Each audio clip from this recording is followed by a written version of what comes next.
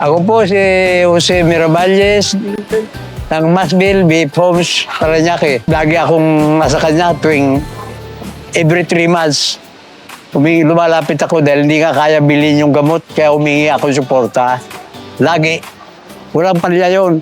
Katulad nito, nababasa ko rin sa Facebook na ganyan-ganyan. Magbabay-bay pa nga si BFF Joy, di ba? Yun, nakita ko yun. Kaya nalalaman ko. Siya lang ang tanging malalapitan.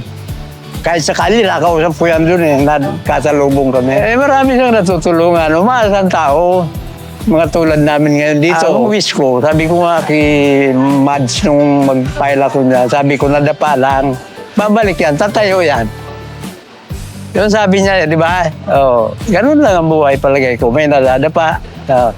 Natural lang sa buhay yun.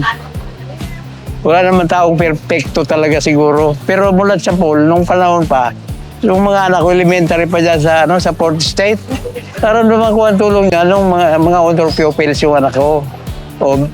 Mayroong mga binibigay si Congressman Gas. Nung araw, konsyel pa lang yan.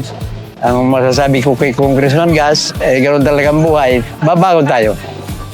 Maraming salamat, Congressman Gas, sa lahat ng tulong na ipapaabot nyo sa aming mga mamamayang naghihirap.